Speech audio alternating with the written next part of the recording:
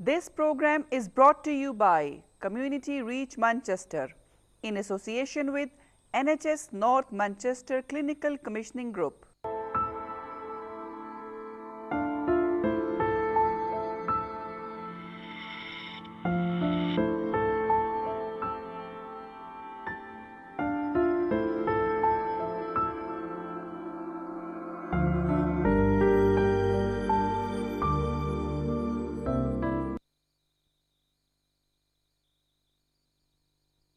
बिस्मिल्लाहिर्रहमानिर्रहीम। अस्सलाम वालेकुम नाज़रीन। प्रोग्राम हेल्थ आवर के साथ समीना खान आपकी खिदमत में हाजिर है। ये प्रोग्राम हर मंडे को तकरीबन 6 से 7 बजे आपके सामने पेश किया जाता है और मेन जो मकसद है, जो असल वजह है इस प्रोग्राम को पेश करने की, वो आप लोगों को इंफॉर्मेशन देना है हेल्थ के हवाले से। मुख्तलिफ हेल्थ टॉपिक्स, हेल्थ इशूज़ जो हैं वो हर हफ्ते हम डिस्कस करते हैं और उसमें बच्चे, बूढ़े, ख़वातीन, मर्द, जब जितने लोग जो हैं उनके हवाले से जो उनके सेहत के मुख्तलिफ मसाइल हो सकते हैं उनको हम डिस्कस करते हैं। आज के प्रोग्राम में एक ओपन फोरम है, आप कॉल भी कर सकते हैं। आमतौर पर हम अपनी फ़ोन लाइन्स खोलते हैं 6:30 से 7, लेकिन आज आप कॉल कर सकते हैं हमें और इस डिबेट में हिस्सा ले सकते हैं। लोग बड़े शौक से ये प्रोग्राम देखते हैं क्योंकि इन्फॉर्मेशन है, अवेयरनेस है, आपको हेल्थ अवेयरनेस होती है, तो लोग ऐसे प्रोग्राम्स को पसंद भी करते हैं और लोग देखना चाहते हैं।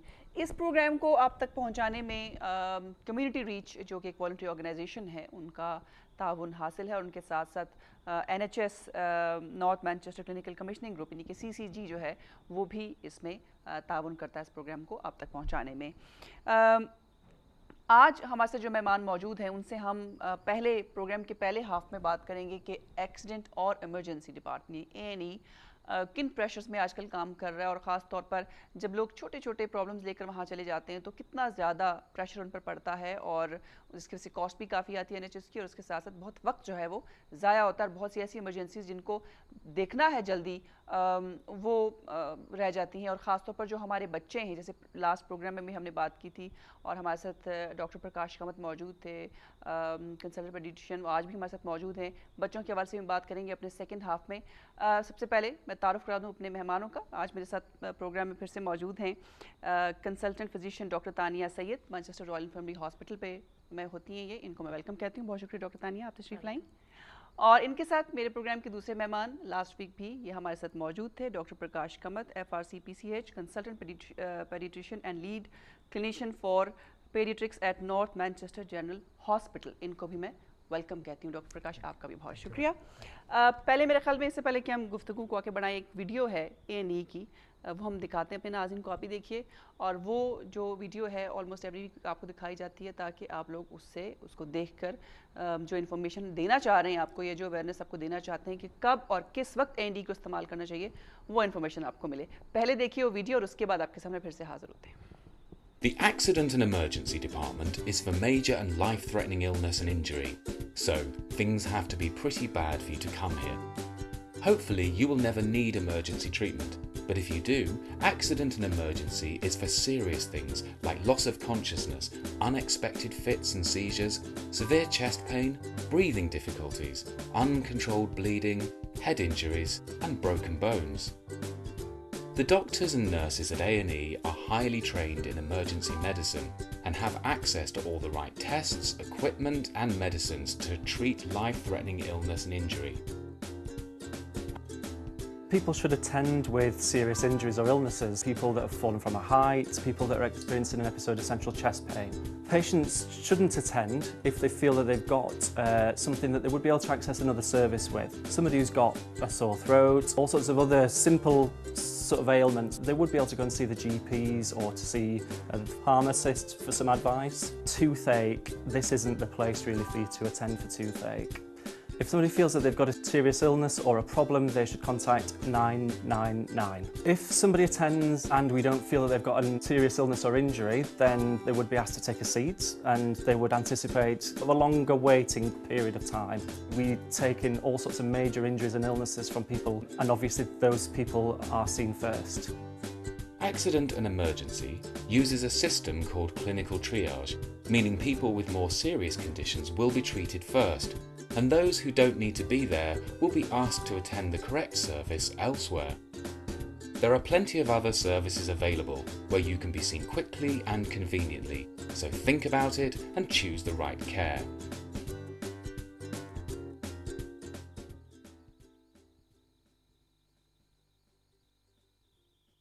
Welcome back. वीडियो देखिए आपने और अब अपनी गुफ्तगू का आगाज़ करते हैं। डॉक्टर प्रकाश, कैसे पता चलेगा मुझे, ये किसी भी माँ को, कि मेरे बच्चे को इस वक्त अर्जेंटली मेडिकल केयर की ज़रूरत है और उसको मुझे A&E लेकर जाना है? कैसे मुझे पता चल सकता है? लास्ट टाइम आपने मेरे को एक क्वेश्चन पूछा था, तो मैंने बोला था कि सबसे इम्पोर्टेंट है कि माँ इज़ द बेस्ट जज, the mother knows the child very well.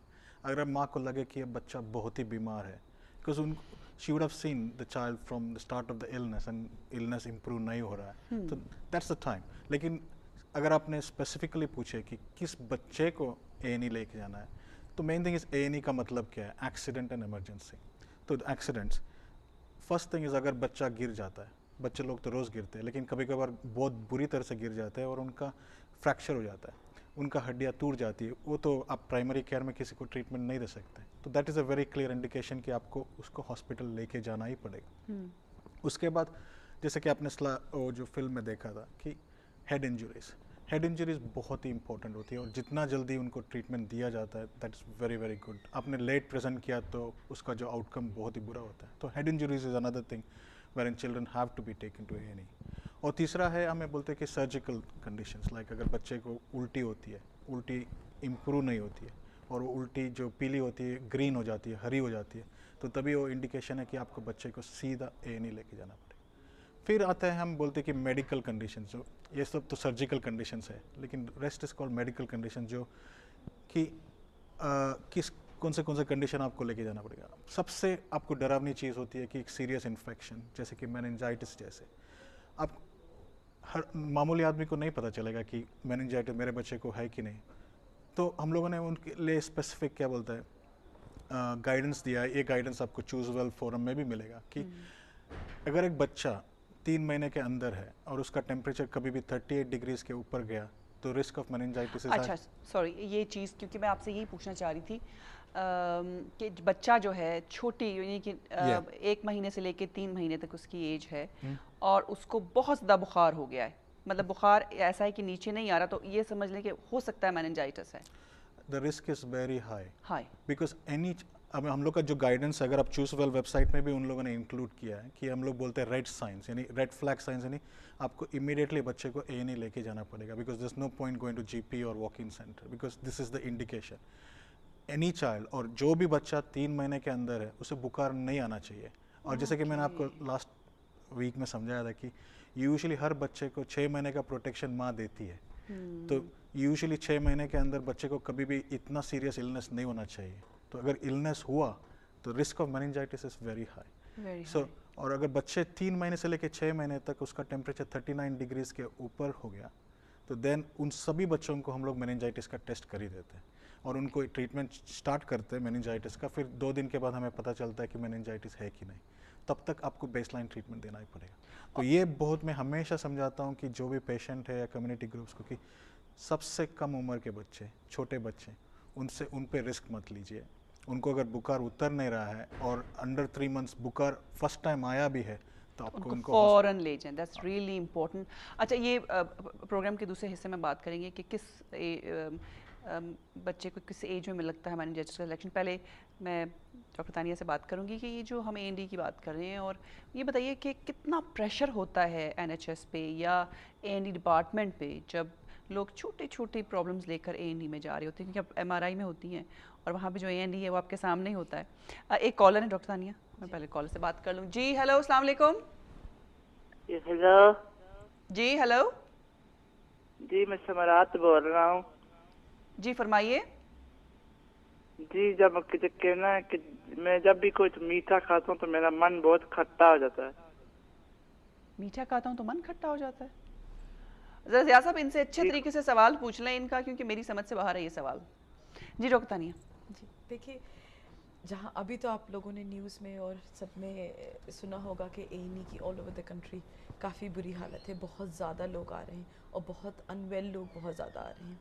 तो जिस तरह से आपने MRI की बात की, तो MRI में तकरीबन हम लोगों के 24 घंटे में 400 से 500 पेशेंट्स आते हैं नॉर्मली, और अभी जो है पिछले 3 महीनों में वो 10% मज़ीद इंक्रीज हो गया है। तो उसमें प्रॉब्लम ये है कि जो हमारा कैचमेंट एरिया है उसमें लोग बहुत बहुत बहुत अनवेल लोग भी आते हैं, लेकिन उसमें प्रॉब्लम ये भी होती है कि लोग छोटी छोटी बीमारियों के साथ आ जाते हैं, और अगर छोटी छोटी बीमारियों के साथ आ जाएंगे तो उससे जो है वो फिर ज़ाहिरी बात है हमारा प्रेशर बहुत ज़्यादा बढ़ जाएगा। और जो लोग छोटी बीमारियों के साथ आएंगे फिर वो शिकायतें करते हैं कि उन्हें बहुत लंबा इंतज़ार करना पड़ता है। लेकिन जैसे ही कोई A&E में आता है तो हम लोग ट्रियाज सिस्टम से, जैसे पहले भी एक दफ़ा बात हुई इस सिलसिले में, कि तो जो है वो ट्रियाज सिस्टम से हम देखते हैं कि पेशेंट बहुत ज़्यादा बीमार है या थोड़ा सा उससे कम, थोड़ा सा उससे कम, so we give them sort of scores. हालांकि हर शख्स को अपनी बीमारी बहुत बड़ी लगती है, हर शख्स को अपनी बीमारी ऑफ कोर्स बहुत बड़ी लगेगी, लेकिन उसको जो है वो हम लोगों को प्रॉपर्ली देखना पड़ेगा, कैटेगराइज करना पड़ेगा। अगर आप ये समझ लीजिए कि किसी के हल्के से चोट लग गई है और उससे वो A&E आए हुए हैं, लेकिन उनके आने के 2 घंटे के बाद कोई दूसरा ऐसा मरीज़ आया है जिसकी बहुत ज़्यादा तबीयत ख़राब है, बहुत शदीद नमूनिया हुआ है, तो उस पेशेंट को डेफिनेटली पहले देखा जाएगा और ज़्यादा उसके ऊपर अटेंशन दी जाएगी।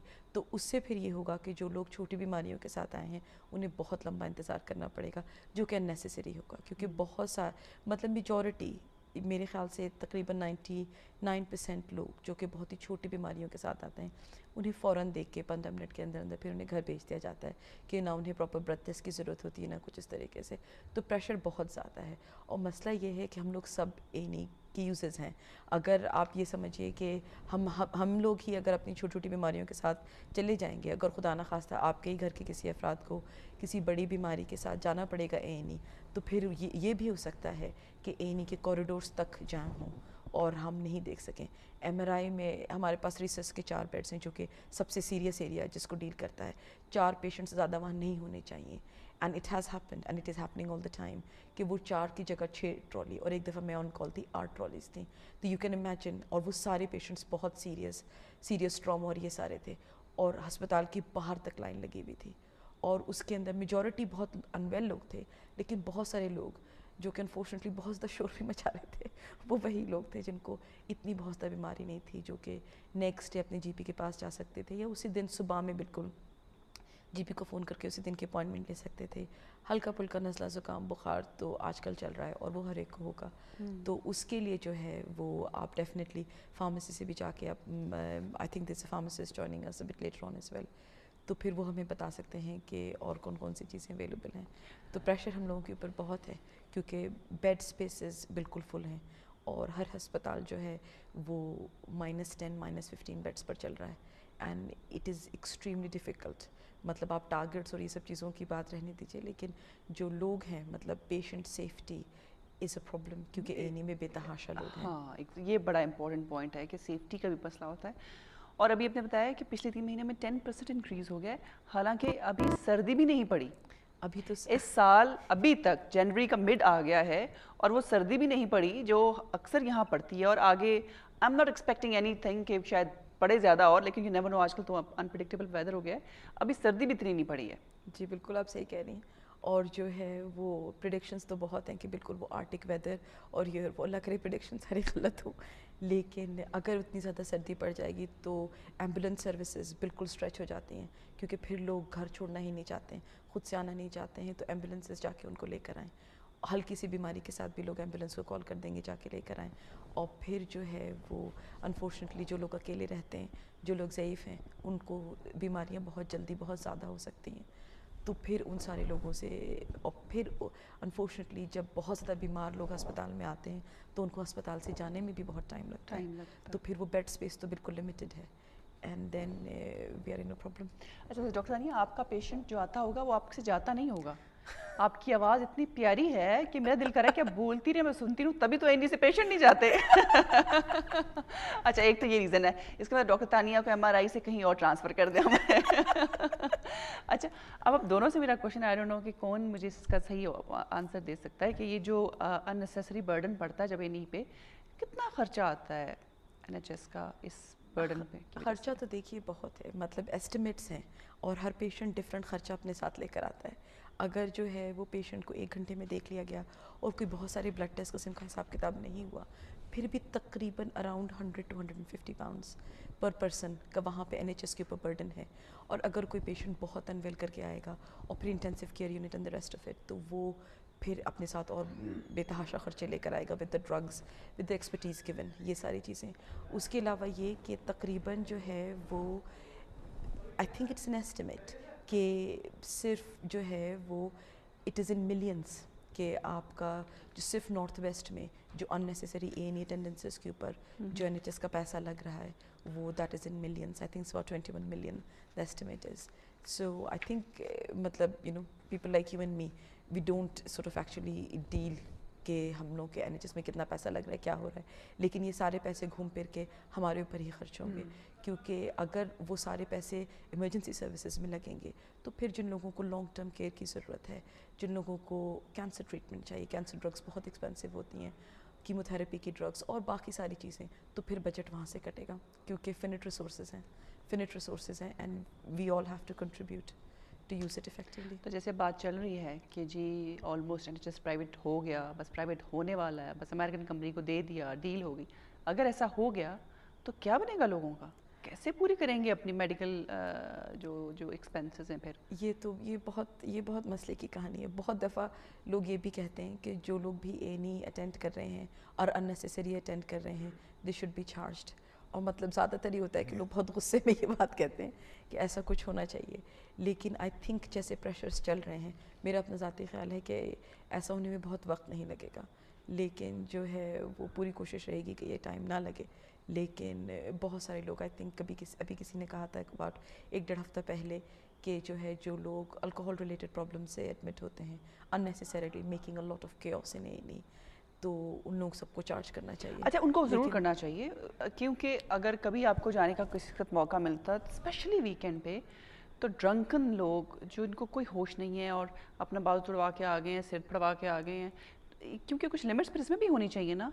और मेरा ज़ाती राय है, आई डोंट नो, शायद आप लोग डिसएग्री करें, कि गवर्नमेंट को उस तरह भी कुछ देखना चाहिए कि ये जो बिल्कुल ही आपने उनको हर तरह से छोड़ दिया खुला, कुछ लिमिट्स होनी चाहिए और वहाँ पर भी कुछ इनको अपनी लेजिस्लेशन बनानी पड़ेगी ताकि इनकी कौम भी सीधी हो और ये जो अननेसेसरी कॉस्ट है ये भी कम हो. आई डोंट नो कि ऐसा कभी होगा.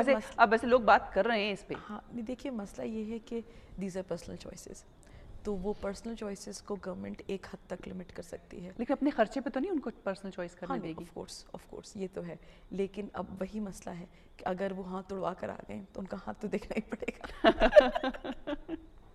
उसके आगे से हम कुछ नहीं कर सकते. हाथ देखना पड़ेगा. और वो जो जेन्युइनली बेचारा बंदा बीमार है फिर उसको भी वो कॉस्ट भरनी पड़ेगी, हालांकि उसका कसूर नहीं है. लेकिन जब मेरे साथ मैं गई थी तो उन्होंने मेरा यहाँ से ना पल्स जो होती है यहाँ से ब्लड टेस्ट किया और बिलीव में उसके बाद मैं कभी इमरजेंसी में नहीं गई. तो ये एक तरीका हो सकता है भगाने का कि आइंदा यहाँ ना आना, बिकॉज सो पेनफुल कि मुझे लगा नहीं जब जाऊँगी इन्होंने मेरा यही ब्लड यहाँ से निकालना है, so it's very painful. Anyway, doctor साहब, मेनिंजाइटिस की हमने बात की थी पहले. किस एज ग्रुप में बच्चे को मेनिंजाइटिस का इंजेक्शन लगता है? वैसे इंजेक्शन यानी टीका लगता है. टीका जो है, टीका जो मेनिंजाइटिस का लगता है वो बच्चों को इन द फर्स्ट ईयर में लगता है. पहले साल में. जैसे मैंने बोला था, स्टार्ट होता है इम्यूनाइजेशन प्रोग्राम लगता है 2रा महीना, 3रा महीना, 4था महीना. उसके बाद लगता है 13 मंथ्स के जो नेक्स्ट वैक्सीनेशन होता है 13 मंथ्स में होता है, 13 महीने में. और उसके बाद होता है 3 साल में. तो इस 3 सेक्शंस में, यानी जो पहले साल में 2, 3, 4 महीने, फिर बाद में दूसरे साल में 13 महीने में, और फिर बाद में 3 साल में just before you go to school. और इन तीनों वैक्सीनेशन में आपको मेनिंजाइटिस सी, जो एक मेनिंजाइटिस का एक बैक्टीरिया है, निमोनिया जो बैक्टीरिया है वो भी बहुत बुरी तरह से मेनिंजाइटिस कॉज कर सकती है, और हीमोफिलस इन्फ्लुएंजा भी, जो भी और एक कारण है जो बच्चों लोगों में स्पेसिफिकली मेनिंजाइटिस और ब्रेन डैमेज कॉज करती है. एक कॉलर में से डॉक्टर साहब उनसे बात कर लेते हैं. हेलो, अस्सलाम वालेकुम. हेलो, अस्सलाम वालेकुम. I am speaking from East London. जी फरमाइए. मेरे को कंप्लेन है कि क्योंकि when I go to see NHS doctor, right, थोड़ा सा ऊंचा बोलिएगा. I telephone, they call me, and मैं बुक करता हूँ appointment. When I book the appointment, it takes me nearly 3 days, and I go to work every day, yes? And I got a lot of problem with NHS, I'm telling you, because I work in shift pattern, and still I cannot go and see my GP. आपको समझ में आ रहा है? I cannot go and see my GP. It's so stressful. I am so stressful to see my GP. Honestly, very stressful. Why is it stressful? In Wandsworth Center in Manor Park in London. Stressful क्यों है? GP को देखना stressful क्यों है? ठीक है, I got asthma, I got arthritis, and I got a lot of problem with my health. अच्छा, And I have to, and he's telling me, I will call you, what is the problem with you? Then I will see whether you want to see me or not. अच्छा, And when I go to, then he write me to go and see hospital in Neom in London. And that is another problem, 6-month waiting list yes I know. to see my NHS, the arthritis doctor. ठीक है, thank you very much for your call. अब ये आपकी जो complain है ज़रा NHS से आप पूछ सकते हैं, अब इनसे तो मैं नहीं पूछी बिकॉज ये इनका फॉल्ट नहीं है, लेकिन ने कहा कि जीपी के पास मैं जाता हूँ और वो कहते हैं जी मैं फ़ोन करूँगा और फ़ोन पे मतलब कुछ प्रॉब्लम हो रही है, जीपी तक वो नहीं पहुँच पा रहे। ऐसा होता है वैसे कभी? एक्चुअली आई मीन इन लोगों ने, अगर आप न्यूज़ में देखेंगे या तो आप कम्युनिटी रीच वालों से भी पूछेंगे तो आपको क्लियरली ओवर द लास्ट 1 साल में मैंने देखा है कि जीपी लोगों ने इस मसले को they have looked at it. And उन लोगों ने क्या है कि जीपी सर्जरी का जो टाइमिंग बढ़ा दिए गए, काफ़ी जगह में जीपी सर्जरी पहले 9 बजे खुलती थी, अभी 8 बजे खुलती है। पहले 6 बजे बंद हो जाती थी, अभी 7 बजे या 8 बजे बंद हो जाती है। और आजकल जीपी सर्जरियाँ रैडक्लिफ एक जगह है जहाँ पे प्राइम मिनिस्टर चैलेंज करके उन लोगों ने सैटरडे संडे को भी सर्जरी चालू किया है 8 o'clock to 6 o'clock in the evening. तो ऐसे बहुत जगह हैं जहाँ पे उन लोगों ने लोकली, जैसे कि आपके जो कमीशनिंग ग्रुप्स हैं, उन लोगों ने इस मसले को लेके जीपी सर्जरियों का टाइम बढ़ा दिया है और उन्होंने वीकेंड में भी स्टार्ट कर दिया है। लेकिन अगर फिर भी प्रॉब्लम है तो इसमें मैं हमेशा कोई जेन्युइन प्रॉब्लम होगी आपको because they are trying their best. They're trying their best, or else, see, yes, you can, this is a very good channel to speak to, but at the same time, इन लोगों को अगर उनको कोई problem है तो उनका local community group leader रह सकता है, उनको बताए। अगर आपको कंप्लेन करना चाहे तो आप कंप्लेन अपने एमपी को बता सकते हैं, आप लिख सकते हैं कि मुझे ये प्रॉब्लम है। सो बहुत से है, अगर जेन्युइन आपको कंप्लेन है तो आप ज़रूर उनके नोटिस में लाएं। ब्रेक का वक्त हो रहा है जी, ब्रेक लेते हैं और ब्रेक के बाद आपके सामने फिर से हाजिर होते हैं।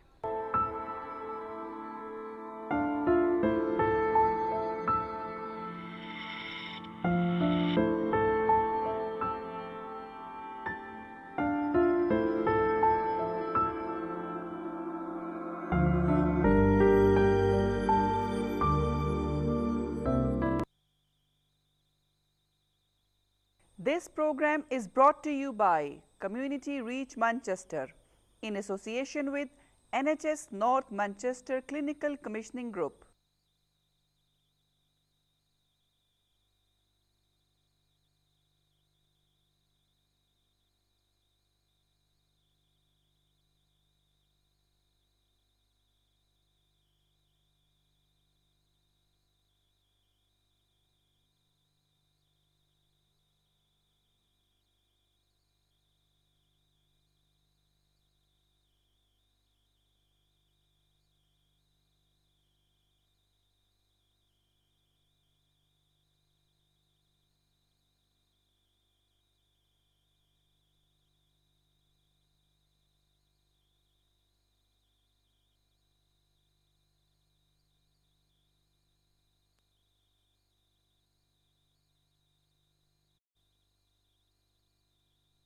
This program is brought to you by Community Reach Manchester in association with NHS North Manchester Clinical Commissioning Group.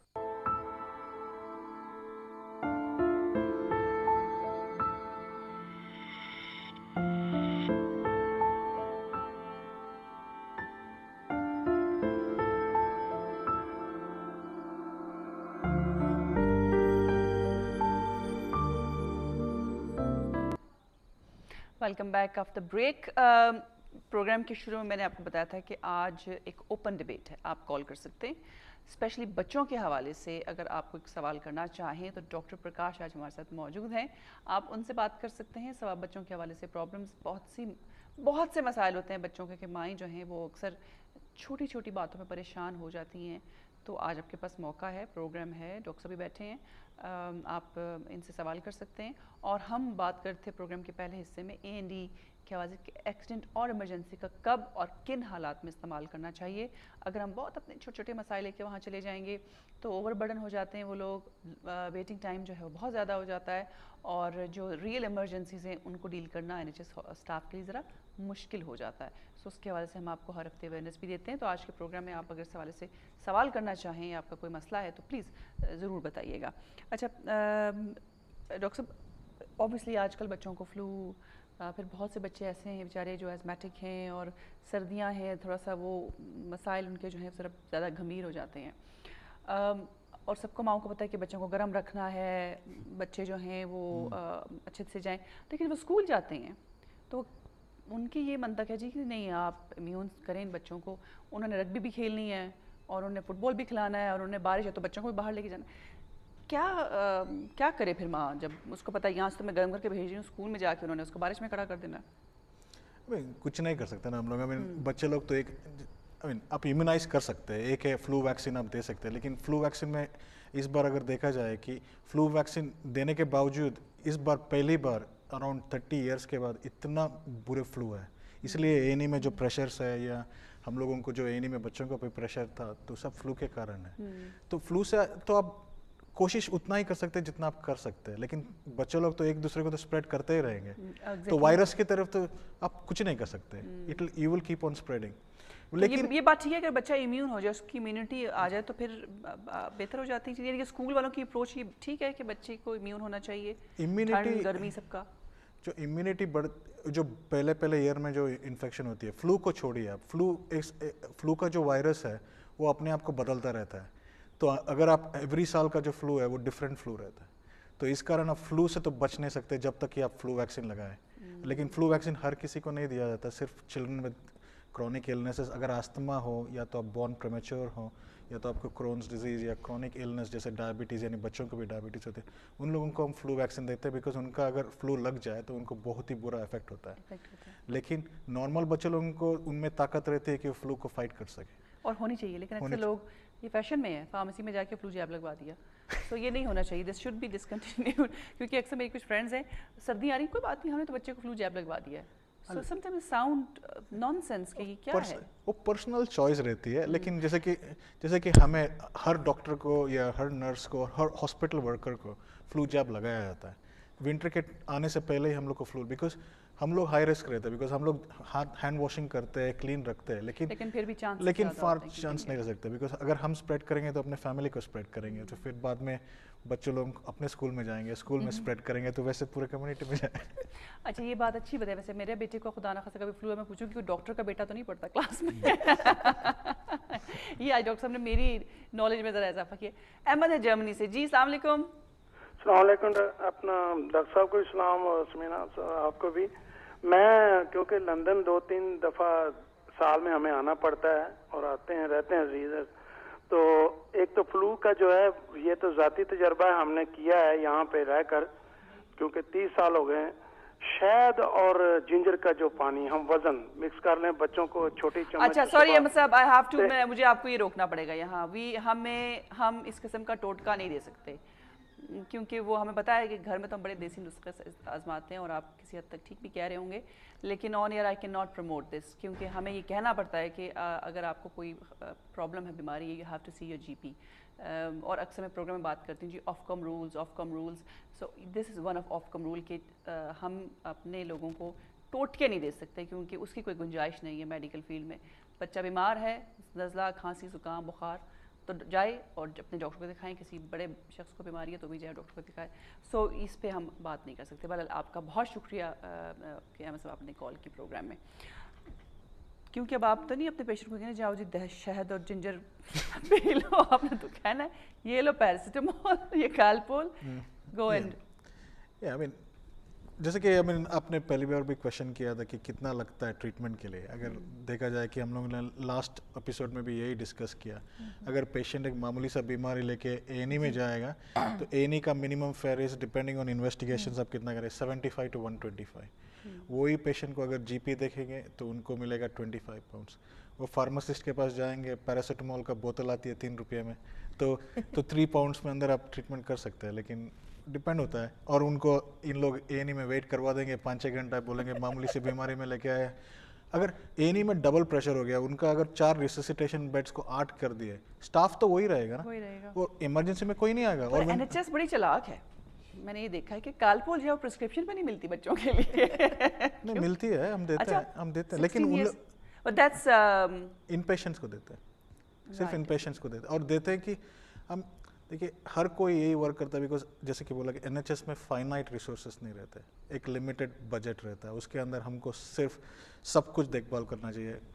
सब लोग बुढ़े भी ज़्यादा हो रहे हैं, उनको as with getting older chronic illnesses जा रहा था, तो क्रॉनिक इलनेस की तरफ बजट बढ़ गया।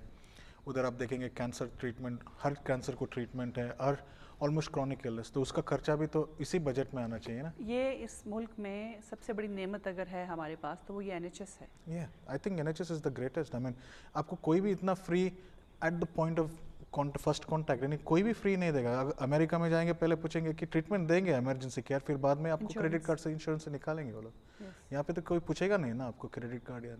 आई think you get it free and everybody gets the same treatment, चाहे आप जाए, मैं जाऊँ, कोई भी जाए, सबको तो ट्रीटमेंट सेम ही मिलेगा। सही। और एक और जो हमारे प्रॉब्लम है ना, स्पेशली अगर मैं बात करूँ हमारी जो कम्युनिटी, मेरी जो कम्युनिटी है या मैं हूँ, मुझ समेत हमारी जो एशियन कम्युनिटी है, हमें जब भी इलेक्शंस आते हैं तो ऑब्वियसली मुख्तलिफ पोलिटिकल लीडर्स की डिबेट्स सुनती हैं, तो ये जो इंग्लिश कम्युनिटी है, वाइट कम्युनिटी है, they fight for their own rights कि हमें NHS फ्री चाहिए, हमें एजुकेशन ऐसी चाहिए, फिर वो वोट देते हैं। लेकिन हम लोग अनफॉर्चुनेटली इस तरफ नहीं देखते कि अभी इलेक्शन आ रहा है, करीब है, जो मैनिफेस्टोज हैं उनको हम देखें और NHS को प्रमोट करें। जैसे डॉक्टर साहब ने कहा कि ये इसमें कोई शक नहीं कि NHS एक बहुत बड़ी नेमत हमारे पास है, and we should all try और इसको प्रिजर्व करें और इसको बचाएं कि खुदा ना खास्ता अगर कहीं ये प्राइवेटाइज हो गई तो फिर मेरा और आपका वो हशर होना है कि हम ढूंढते फिरेंगे कि दुआएं करेंगे कि बीमार ना, फिर वही शहद और अदरक खानी पड़ेगी हमें, क्योंकि दवाई का कोई वो नहीं होगा। एक कॉलर और हैं जी, अस्सलाम वालेकुम। Assalamu alaikum. Walaikum salam. Can I speak in English? Yes, you can. What's your name? My name is Mariam. जी मरियम बोलिए। This is regarding my little sister. The problem with her is she's now 2 years old. What she does is she's been doing this since a year now. She keeps banging her head on anything. All right. She does it, but even like if she wakes up in the middle of the night, she'll just she'll start crying, and then all of a sudden she'll start whacking her head on the wall, on the floor. We've talked about this to the GP so many times, and they keep saying she'll get better. Just yesterday she banged her head so hard against the wood on the stairs, it started to bleed. Oh my God. Right, if you can speak, Yeah. Dr. Prakash, do you want to ask any questions? And I mean, how many times have you gone to the GP? We've been many times, so many times. We go and they tell us that, oh, she will get better. But now we see that it's getting really serious. Even my mom, she's really worried because they told us that maybe when she's 2, she'll stop. Now she's 2 years old and 3 months. 2 years and And 3. she does it 3 years over old and 3 months. little things. Yes? I mean, is Go she on. still banging her head now? Sorry? You said she banged her head yesterday on Yeah, stairs. yesterday. I think if I were you, I would go to the GP and pressurize for a referral to the community pediatrician or a pediatrician with expertise in behavioral problems, because I think this is quite serious if the child's 3 years of age now and this problem's persisted. And as I said to you, I mean, I'm very worried about this child actually, and I think this child needs, I know what the possible diagnoses are, but actually this is not the forum where I can give you a diagnosis. exactly. I can only signpost you to the right place. Right. So, Mariam, you have to speak to your GP. And you have to pressure, you have to say very clearly that the child needs to be referred to, if you can write a consultant community pediatrician. Okay. We'll go to the GP, but the reason I rang is there anything else that could be causing this? Anything else? Because she just does this just for no reason. She'll just bang her head. If she wants a sweet, say I take a bit of time giving it to her, and then she'll just like bang her head on the floor, the wall. She doesn't care what it is. I think it's a severe behavioral problem, and it could also be, there are lots of medical conditions which can present with this kind of behaviors, but they're very, very rare. But as I said, you know, I cannot make a diagnosis by telephone. All I can say is your sister needs to be seen by a specialist so that she can be thoroughly assessed. And I think when you see a pediatrician, what will happen is we will do a number of blood tests, a urine test, and I think she would need a lot of genetic tests as well, because from what you're describing, that she may have a problem that needs to be explored a bit further. I think you need to go to your GP tomorrow and pressurize, or you don't need to pressurize, you need to be honestly telling the GP that, you know, we are not happy with what has been suggested, and I think my sister has got a serious problem, and you know, she should be seen by a specialist now. Yeah, exactly. So that's the bottom line. All right, Mariam. Thank you. All right. Thank you very much. Thank you very much. अच्छा, वैसे इस किस्म के problems भी बच्चों में quite common. Would you like to comment on that? क्या होता है ये? और I mean, बच्चों लोगों में behavioral problems are very common. Okay, जब भी बच्चे लोगों को behavioral problems होता है, तो most often यहाँ पे आप first GP के पास जाने से पहले हेल्थ विजिटर को कांटेक्ट करो. मैंने अपने हेल्थ विजिटर को कांटेक्ट किया था बिकॉज मेरे दोनों बच्चों ने इतना तकलीफ दिया था. And most of the time हम अपना बिहेवियर एज पेरेंट्स को कंट्रोल करेंगे तो बच्चे लोग अपने आप इम्प्रूव होते हैं. बच्चे लोग जब भी है ना, हमको वो बोलते हैं कि जब भी मैं अपने साइकेट्रिक कोलिग्स को पूछता हूँ कि यार बच्चे लोग बहुत तकलीफ देते हैं, सुनते नहीं है, ऐसे कभी कभार ऐसे बिहेवियर करते हैं. एंड व्हाट दे से इज, यू नो, अपने आप को मिरर में देखो. बच्चे आपके मिरर इमेज होता है कभी कभार. एग्जैक्टली. मैं शाउट करती थी और मैंने देखा कि कुछ ऐसे बाद उन्होंने शाउट करना शुरू कर दिया. देन मैंने नोटिस किया कि no, they are getting it from me, that's my fault. तो मैंने अपने आप को टोन डाउन किया, कुछ बेहतरी. एंड दैट्स ट्रू कि आपको खुद देखना चाहिए कि आपका घर में बिहेवियर क्या, सब कैसे बात कर रहे हैं, किस तरीके से एड्रेस कर रहे हैं उनको, वो उसी तरीके से आपको एड्रेस करेंगे. लेकिन ये एक हद तक इम्प्रूवमेंट होता है, लेकिन कुछ बच्चों लोगों में सीरियसली थोड़ा, जैसे भी इन्होंने कॉल किया, जैसे कुछ बच्चों लोगों में प्रॉब्लम होता है, उनको बिहेवियर उनको कंट्रोल नहीं होता है. उनके जो बाउंड्री सेटिंग होती है वो बाउंड्री हमेशा क्रॉस करती है. जब भी आप घर में बिहेवियरल मॉडिफिकेशन करते हैं, आप बाउंड्री सेट करते हैं कि ये बुरा बिहेवियर है, इसको अगर आप क्रॉस करेंगे तो आपको डांटी पड़ेगी या तो आपको you will not get a gift और एनीथिंग. बट कुछ बच्चों लोगों को ये अंडरस्टैंडिंग नहीं होती है, they will have this problem. And वैसे बहुत सारे बिहेवियरल डिसऑर्डर्स है, जैसे कहते हैं ऑपोजिशनल डिफाइंड बिहेवियर, यानी बच्चा ऑपोजिट ही करेगा. जो अटेंशन डेफिसिट डिसऑर्डर भी है, जहाँ पे भी जिसे पब्लिक यूजली ADHD बोलते हैं. ADHD यानी अटेंशन डेफिसिट, और उसमें अटेंशन डेफिसिट और हाइपर एक्टिविटी भी होता है. बच्चा एकदम चुप ही नहीं बैठता है, कुछ ना कुछ करता रहता है, और उनको डेंजर का कुछ आइडिया ही नहीं रहता है, खुद ही मारता है, इधर जाता है, एक जगह में बैठ ही नहीं सकता है. एंड उनको रिलेशनशिप मेंटेन करने का बहुत मुश्किल होता है. उनके फ्रेंड्स नहीं होते ज़्यादा, बिकॉज हर कोई बच्चे को के साथ खेलने को तैयार नहीं है, बिकॉज ये सुनता ही नहीं है. और फिर बाद में पेरेंट्स भी बहुत मुश्किल हो जाता है, बिकॉज ये इसको पार्टी में नहीं बुलाते हैं, बिकॉज ये आके वहाँ पे भी तंग कर तो पेरेंट्स ऑर्डर होते होंगे, प्लीज इसको ना लाना. तो ये सब चीज़ें बहुत. फिर बाद में एक एक्सट्रीम स्पेक्ट्रम में आता है ऑटिज्म, जिसे बोलते हैं कि वेयर इन चिल्ड्रन का बहुत ही डिफिकल्ट कम्युनिकेशन होता है, जिसे बोलते हैं सोशल कम्युनिकेशन डिसऑर्डर. तो दैट्स द एंड पॉइंट, और you know the worst end of all the way. Starting with मामूली घर का बिहेवियरल प्रॉब्लम से लेके फिर बाद में आप देखेंगे अटेंशन डेफिसिट. कभी कभार बच्चे लोगों में लर्निंग डिफिकल्टी होती है, तो जब एक चाइल्ड का नॉर्मल लर्निंग रहता है, they can express very well, but किसी को लर्निंग डिफिकल्टी है तो वो माँ बाप को एक्सप्लेन नहीं कर सकता है, तो वो उसका जो एक्सप्लेनेशन फ्रस्ट्रेशन में आता है, एंड वो बैड बिहेवियर जाके, यानी इन द सेंस दैट कुछ ना कुछ गलती करो. मतलब इन शॉर्ट यही बात होगी कि ये छोटी छोटी चीज़ें आप अपने बच्चों में नोट करें और इनको एड्रेस करें. अब डॉक्टर के पास जाएं, बिहेवियरल डिसऑर्डर जैसा भी, जैसे अभी मरियम ने कॉल किया और अच्छा किया उन्होंने कॉल की, ऐसे और लोगों की जो छोटे छोटे मसाइल हैं बच्चों के, ये ज़रूर एड्रेस होने चाहिए, शुरू से होने चाहिए, ताकि अब मज़ीद जो है ये वर्स होने से बेहतर आप इसका कोई हल निकाल सकें. एक और बात जो अक्सर लोग करते हैं कि जो बच्चे बहुत हाइपर एक्टिव होते हैं वो इंटेलिजेंट होते हैं. क्या हाइपर एक्टिविज्म का ताल्लुक है इंटेलिजेंस के साथ? No, I don't think so. यानी इस खुशफहमी में नहीं रहना चाहिए बच्चे को, मना ना करें, नहीं हाइपर एक्टिव है, इंटेलिजेंट होगा. नहीं, लेकिन आपको लेकिन उसमें बहुत इंपॉर्टेंट है कि आपका परसेप्शन हाइपर एक्टिविटी का क्या है. आप हाइपर एक्टिविटी का मतलब क्या समझते हैं? अगर कुछ लोग समझते हैं कि मेरा बच्चा बहुत खुदी मारता है, बहुत हाइपर है, यानी वो हमेशा उठता टाइम पे, अच्छा काम करता है, हाइपर करता है, एक्टिव होता है, that's different from A hyper active का चाइल्ड में. जो हाइपर एक्टिविटी ADHD में होता है कि वो एक्टिविटी जो करता है वो समझते नहीं है, वो कुछ ना कुछ करते रहते हैं, लेकिन वो उसका पर्पस नहीं रहता. अब देखें कितने हाइपर एक्टिव हैं, लेकिन बिल्कुल इंटेलिजेंट नहीं. अच्छा, ये तो होगी बात. अब हम थोड़ी देर बाद अपनी बात करेंगे कि आमतौर पर हम कहते हैं कि आप आपको अगर बहुत से प्रॉब्लम्स हैं या हेल्थ इश्यूज़ हैं, जीपी के पास जाएं, जीपी के पास का हल नहीं तो फार्मेसी जाएं, वहाँ पे फार्मासिस्ट होते हैं, वो आपको इस हवाले से भी गाइड कर सकते हैं। ज़रूरी नहीं है कि आप A&E जाएं। तो थोड़ी देर में हमारे एक और गेस्ट उन्होंने हमें ज्वाइन कर रहे हैं, वो उनसे भी बात करते हैं, लेकिन पहले एक कॉलर मेरे साथ हैं। जी अस्सलाम वालेकुम। अस्सलाम वालेकुम समीना, मैं हेलो जी बोलिए।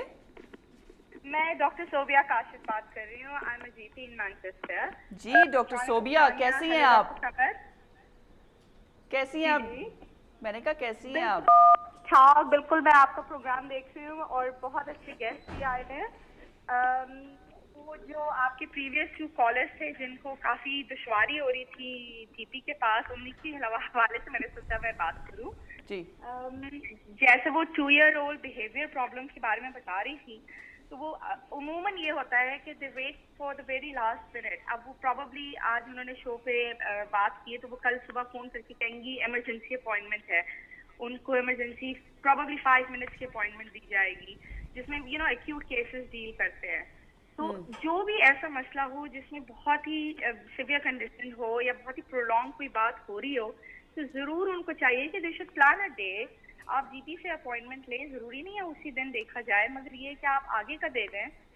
जैसे वो साहब भी कह रहे थे जिनको काफ़ी सारी मल्टीपल मेडिकल प्रॉब्लम्स थी, वो एक दिन छुट्टी लेके प्लान करके 1 हफ्ते में 1 हफ्ते बाद भी अपॉइंटमेंट लेके जाएं, तो उनकी सारी वो आई एम श्योर कोई भी जीपी होगा, कहीं भी होगा, लंदन में भी हो, तो वो क्यों नहीं उनकी हेल्प करेगा। मगर वो एकदम से शिफ्ट वर्क करके प्रॉब्ली आज फारिग हो, आज ही अपॉइंटमेंट देखना चाहें और फिर एक्यूटली जाएं और 10 प्रॉब्लम्स हों, तो जीपी भी हर चीज़ को नहीं डील कर पाते, उनके पास भी सिर्फ 10 मिनट्स होता है। फिर ऑब्वियसली फिर वो सारी शिकायतें शुरू हो जाती हैं, फिर वो A&E में जाके बैठ जाते हैं, because probably that's the day off for him. मगर you should always plan a visit to the GP, always prioritise what the problems are, और ज़रूर आपका जीपी आपकी हेल्प करेगा। There so many ways now. Walk in children's clinic होती हैं, health visitor होते हैं, जैसे डॉक्टर कामत भी कह रहे थे, वो इतने हेल्पफुल होते हैं और वो होते ही इसलिए कम्युनिटी में, ताकि ऐसी बातों को हम पहचानें, राइट वे में उनको राइट पाथ दिखाएं, सही जगह डायरेक्ट करें और फिर वो उनकी मदद हो सके। सही। Doctor Sobia, thank you very much for your call. और शो पे कब आ रही हैं आप? थैंक यू सो मच, आप अपना शो करें, it's very nice, very interesting. Thank you very much जी। थैंक यू जी। Thank you. अब हमारे एक और मेहमान ने ज्वाइन किया जिनका हम काफ़ी देर से वेट कर रहे थे। फार्मासिस्ट हैं जी मिस्टर हम्बल चौधरी, हार्पर हे मेडिकल सेंटर में होते हैं। आपको वेलकम कहते हैं। Thank you very much for joining. शुक्रिया। अब आप आए हैं, टाइम हमारे पास कम है, लेकिन सवाल आपसे बहुत सारे करने हैं क्योंकि लोग जो हैं वो बहुत कुछ सुनना चाहते हैं। पहले वीडियो चला लें जी, क्या ख्याल है मरियम? पहले वीडियो चला लें। ओके जी, एक वीडियो दिखाते हैं आपको फार्मेसी के हवाले से और फिर हम्बल चौधरी से हम सवाल करेंगे। Pharmacies or chemists are a really important part of the community. They can offer a range of help, advice and treatment for lots of illnesses and ailments. Pharmacists use their special knowledge and expertise to offer advice and treatment for all kinds of common problems, from coughs, colds, aches and pains to sore throats, runny noses, bites, stings, hay fever and headaches. They can also provide support with healthy eating and stopping smoking. They'll help you decide if you need to see a doctor or whether you can just stay at home and look after yourself. You can talk to your pharmacist in confidence, even about the most personal symptoms, and you don't need to make an appointment. Most pharmacies have a private consultation area where patients can discuss issues with pharmacy staff without being overheard by other members of the public. The reason that a person should go to a pharmacy instead of A&E or at their GP is that a pharmacy is open 7 days a week and they are the experts in treating minor ailments. You could actually receive your treatment there and then from the pharmacy. Now, if you are a person that gets your prescriptions free, you could actually be part of the minor ailment scheme, which means you would also get that treatment free from the pharmacist as well. All pharmacies at the moment have consultation rooms. If someone was unsure about going to the pharmacy, I would say go along, because here you have a highly educated, knowledgeable professional who can advise you on your medication, who can advise you on your long-term condition, and also can advise you on any self-care. If somebody wanted to go in for emergency hormonal contraception or contraception, the pharmacist would be there to advise you on the medication, how to take it, when to take it, etc. There are plenty of services available where you can be seen quickly and conveniently, so think about it and choose the right care.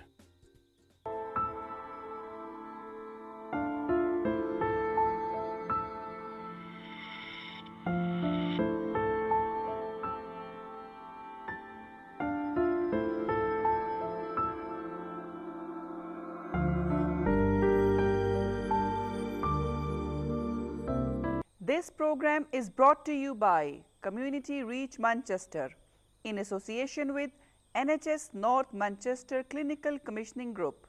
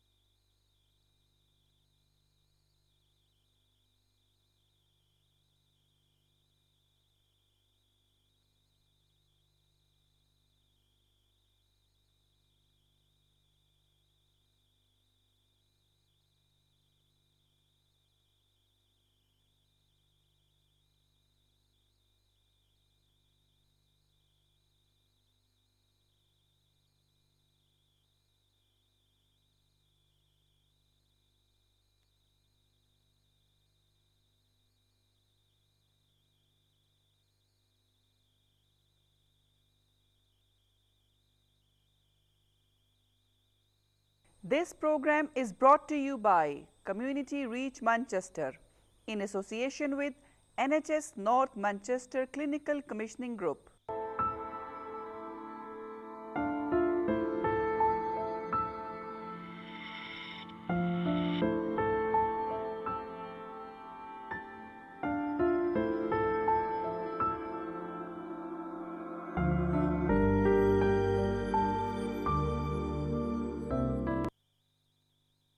Welcome back after the break. वक्त मुख्तसर है और कोशिश करेंगे कि इस मुख्तसर वक्त का ज़्यादा से ज़्यादा इस्तेमाल करें।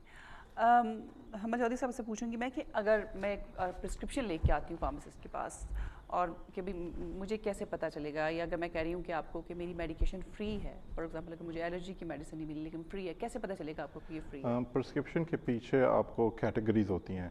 मसलन एक कैटेगरी लिखा होता है कि अंडर 16, so बच्चे 16 साल से नीचे फ्री उनको मेडिकेशन मिलती है। फिर B से लेकर Z तक अगर आप कोई भी बेनिफिट्स लेते हैं तब आपकी मेडिकेशन फ्री है। अगर आप कोई लॉन्ग टर्म मेडिकेशन जैसा थायरॉक्सिन है या इंसुलिन पे हैं या डायबिटिक हैं तब भी मेडिकेशन फ्री है। काफ़ी स्टूडेंट्स अगर यूनिवर्सिटी जाते हैं तो उनकी ऑटोमेटिक एग्जामेशन नहीं होती, उनको अप्लाई करना पड़ता है, उसको कहते हैं HC2 सर्टिफिकेट। तो वो डिपेंड करता है, इनकम पे डिपेंड करता है, पेरेंट्स की इनकम पे डिपेंड करता है, तो वो आपको एक बॉक्स टिक करना पड़ता है ना। फार्मासिस्ट आपको पूछेगा कि आपके पास प्रूफ है, अगर आपके पास प्रूफ नहीं है तो वो क्रॉस मार देते हैं पीछे प्रिस्क्रिप्शन के।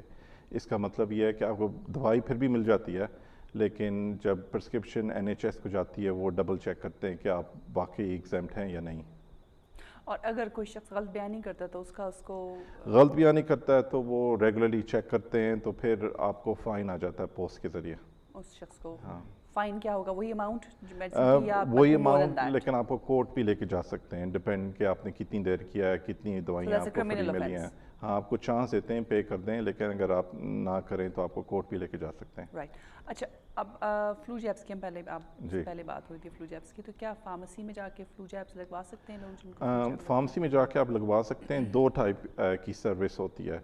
ज़्यादातर फार्मेसी, जिस तरह मेरी फार्मेसी है जो मैं ओन करता हूँ, वहाँ हम चार्ज करते हैं क्योंकि हमें कमीशन नहीं किया। हमें CCG ने, हमारी लोकल CCG ने हमसे कॉन्ट्रैक्ट नहीं किया फ्री फ्लू जैब्स का, तो हम चार्ज करते हैं 7 पाउंड्स, और बाकी एस्डा, बूट, अब 8 पाउंड नहीं हो गया? हर एक डिफरेंट चार्ज करता है। लेकिन कई फार्मेसीज पे CCG ने उनको कमीशन किया हुआ है, तो सर्टन कैटेगरीज लोगों की, अगर प्रेग्नेंट हैं, डायबिटिक हैं, लॉन्ग टर्म मेडिकेशन है, तो उनको फ्री फ्लू जैब्स फार्मेसी पे मिल जाते हैं, डॉक्टर के साथ अपॉइंटमेंट नहीं लेनी पड़ती। ऑलराइट, और वैसे भी अगर कोई आए तो वैसे हर एक कोई नहीं, मतलब कि अगर मैं हट्टा कट्टा बंदा हूँ, मैं चलो जो मुझे फ्लू जैब चाहिए, तो वो ऐसे नहीं, फ्लू जैब आपको सर्टन कैटेगरीज में फॉल करना पड़ता है। ओके, फिर फ्लू जैब लगेगा, वरना ये कि हर कोई जाके नहीं, हर कोई को ज़रूरत भी नहीं है। ठीक है। अच्छा, अब हम इस प्रोग्राम में बात करते हैं एक्सीडेंट और इमरजेंसी के हवाले से कि उन पे अननेसेसरी बर्डन ना डाला जाए। एज अ फार्मासिस्ट आप लोगों को बताएंगे कि क्या अल्टरनेटिव्स हैं, आप A&E ना जाएं और फिर उसकी जगह और भी कोई उसके अल्टरनेटिव्स हैं तो आप GP भी जा सकते हैं।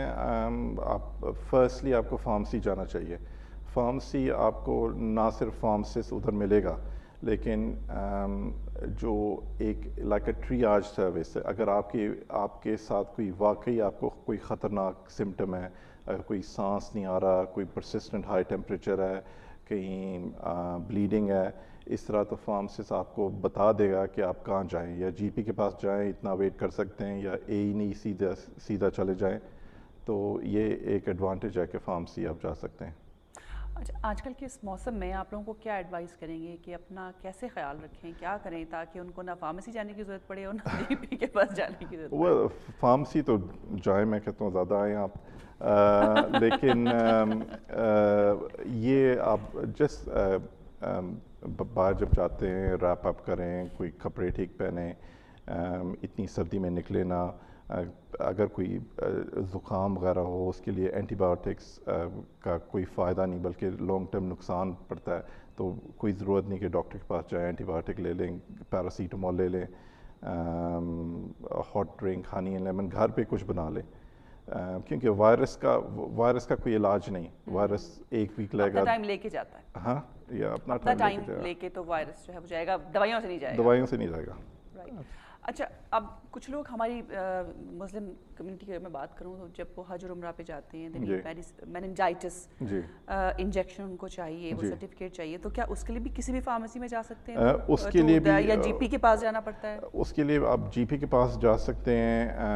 अगर जिस तरह मेरी जो पुरानी फार्मेसी जो मैं ओन करता था, वो बहुत कम पाकिस्तानी कम्युनिटी थी, तो वहाँ हम ऑफ़र करते थे ये सर्विस।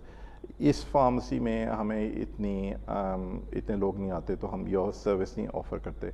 लेकिन काफ़ी जो फार्मेसी चीटम हिल में मैंने देखा है, एक फार्मेसी है वो ऑफ़र करी है मेनिंजाइटिस वैक्सीन। अनफॉर्चुनेटली जो मेनिंजाइटिस वैक्सीन है वो NHS पे वो नहीं देते।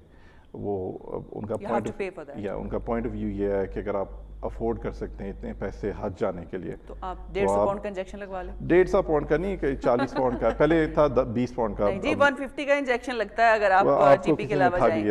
अच्छा, हाँ, 40 पाउंड का। मैंने इसलिए सवाल किया कि मैंने फोन किया, उन्होंने कहा 150 पाउंड लगेगा। नहीं, 150 पाउंड का कोई नहीं इंजेक्शन है। राइट, चलो ये ठीक है, इन्फॉर्मेशन देखिए, मुझे भी इन्फॉर्मेशन मिल गई, लेकिन लेते वो 150 पाउंड ही है। Thank you very much. वक्त प्रोग्राम का खत्म हो गया है। Doctor Tania Syed, thank you very much. Doctor Prakash, बहुत शुक्रिया आपका, बहुत शुक्रिया, थैंक यू। ये था आज का प्रोग्राम जी। नेक्स्ट वीक सेम टाइम ये प्रोग्राम आपके सामने लेकर हाजिर होंगे, और ये प्रोग्राम एवरी सैटरडे रिपीट भी होता है 4 से लेकर 5 बजे तक शाम को। 4 से 5, अच्छा, ऑलराइट, ठीक है जी। टाइम में मैं कंफ्यूज हो रही हूँ, तो प्लीज़ मेरी बात ना मानिएगा, लेकिन मेरा ख्याल है रिपीट होगा ये प्रोग्राम, तो टाइम आपको फिर पता चल जाएगा। लेकिन नेक्स्ट मंडे दोबारा आपसे मेरी मुलाकात होगी इसी वक्त 6 से 7 बजे, और हेल्थ इश्यूज़ बहुत सी बातें करेंगे हम। आप लोग ये प्रोग्राम देखें, जितने इंटरेस्ट से देखते हैं इसमें आपको इन्फॉर्मेशन मिलती है, और कोशिश किया करें कि हर हफ्ते कोई ना कोई सवाल अपने पास ज़रूर रखें, ताकि हमसे यहाँ कॉल करें, एक्सपर्ट्स बैठे होते हैं, ये आपको आपके सवालों का जवाब ही देंगे। फिर मिलेंगे अपने नेक्स्ट प्रोग्राम के साथ 9:30 दोबारा आपसे मुलाकात होगी, तब तक के लिए इजाज़त, अल्लाह हाफिज़। This programme is brought to you by community reach Manchester in association with NHS North Manchester Clinical Commissioning Group.